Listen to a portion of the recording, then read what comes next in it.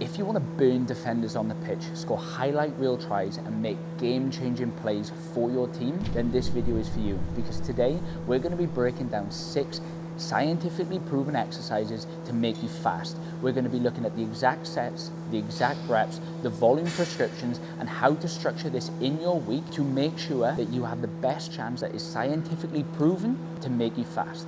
Let's get into it. So the first exercise that you're gonna need in your program if you wanna become fast is a lower body squat pattern working on maximal force production. Having a baseline level of maximal force production allows you to be an effective accelerator. So while sprinting is an unloaded movement, you're gonna need to produce a lot of force into the ground if you wanna accelerate fast, and you need to do that in the right positions. And that is why the squat pattern has been scientifically proven by the research to help improve your 0 to 5 meter times, which is super effective for rugby players whose game is normally played in very short channels coming off the line. So if you want to break more tackles and make more tackles, you best be chasing some standards. Now, it doesn't matter which variation that you pick, you just need to focus on getting strong. The back squat, around 1.6 times body weight. The front squat, 1.3. The Zercher squat, no one really knows because it hasn't been researched enough.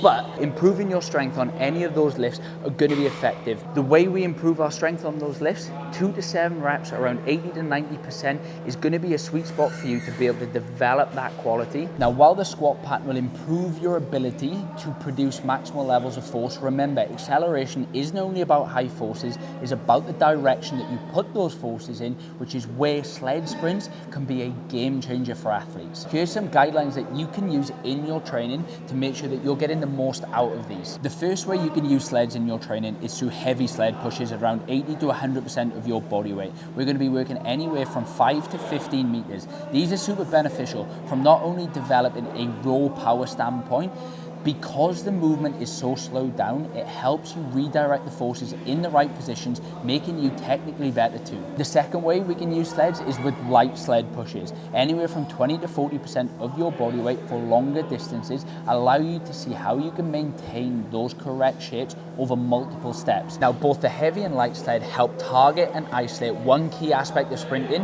which all good sprinters have, which is hip projection, which is how far you can project your hips. And if you see great sprinters, they can do it well, so you best be including both heavy and light sleds in your training. Now, if you want to become an elite level sprinter, you best have an elite RSI, and that's where the third exercise coming in, being plyometrics. Now, RSI simply stands for Reactive Strength Index, and it shows us how well we utilize eccentric forces to produce a concentric, which is all about what plyometrics is. The way to test this, which will help give you an idea of how to structure your own training, is with a simple drop jump test. First things first, go to the App Store, download the My Jump 2 app, set up the phone in an area to film your feet, and simply perform the test as follows. Pick a 12-inch box, simply step off and try and jump as high as you can while spending as little time on the floor as possible. RSI is derived from ground contact time versus jump height, and performing that test will give you a number, and that number will help you identify what you need to work on in training. If you've got an RSI of less than 1.5, you just need to spend your time doing very, very high volumes of easy plyos. You need to spend your time in the light and medium tier, and if you don't know what they are, check out our guide to plyometrics for rugby players, which explain the 4 tiers that we use, and you just want to build up high volumes. Having a low RSI simply means you don't handle those forces well. So if you try and spike your plyo volume too quickly, all that happens is you jump to a height that you can't really tolerate, which means you lose the nature of plyometrics. So what you want to be aiming for is around 60 to 80 sub-max contacts per session, even a little bit higher if the intensity comes down, working on rhythm, coordination, timing, and ultimately how well you can handle those eccentric forces. If you've got an RSI of 1.5 to 2, you need to probably work in a little bit more of your ping tier movements. These movements are going to be more intensive, which means the volume has to drop to accommodate this. Things like hurdle hops are going to be a great addition here, where you're working on higher forces to produce greater eccentric loads to produce greater concentric jump heights. And if you've got an RSI of greater than 2, guess what? No holds barred. You can do whatever you want, and you have a great eccentric capacity. Things like depth drops and accentuated eccentrics are going to be perfect for you to develop that number further. Now, the next exercise that you're going to need to include in your training is some direct hamstring works. You will never be fast if you've got really weak hamstrings, and there's a reason why high-speed sprints often come with a lot of hamstring injuries because they put a lot of force through that area. Now, most people think Nordics are the GOAT exercise for this, but there's one problem. More often than not, you can't actually do it. So here's a little bit of a progression you can use to build up to being able to do these. And good news for you, you don't need to do them from the off to get the benefits. The seated hamstring curl is shown just to be as effective as Nordics for reducing hamstring strains. But if you don't have access to that equipment, here's the framework. First up, you can do a Harrop curl, which is going to work on that hip hinge aspect where you just kind of isolate that top part where it's nice and easy. The second being a razor curl, where you come through, you straighten the legs and come back. This way you're going to work more distal hamstring, the Harrop curl more proximal.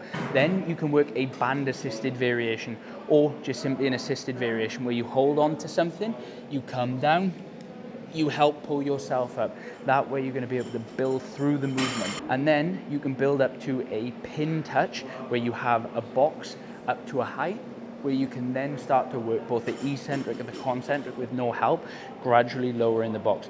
That way, you're then going to start to be able to build a nice hamstring progression to be able to build them to tolerate the demands of sprinting. Now, number 5 may surprise you that it's on the list, but it's something that I need to mention, and that is you need to actually sprint. A lot of rugby players fall into the trap thinking because they train on a Tuesday, Thursday and play on a Saturday that they get their speed exposures, which isn't the case because you very rarely get up to top speed in training.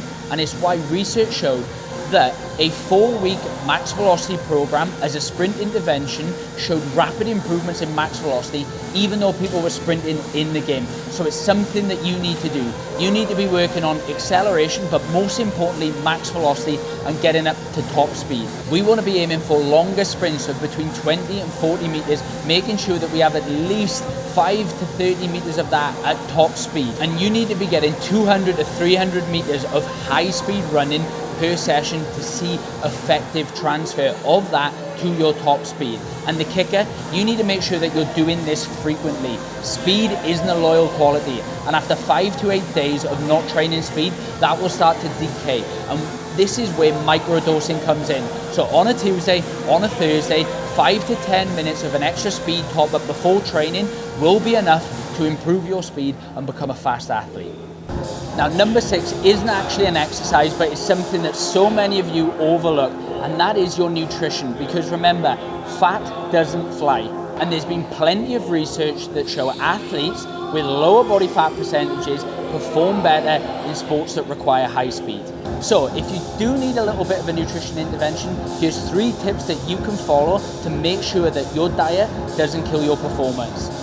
Number 1, aim for only a 0.5 to 1% drop of body weight per week throughout the season. Number 2, use a carb cycling approach where you put the majority of your carbs and calories around game day, making sure that you're fueled up for the most important high priority task of the week. Number 3 is to actually track your progress and make sure that you're going in the right direction with it. More often than not, people just blindly follow a diet and they don't actually know if it works.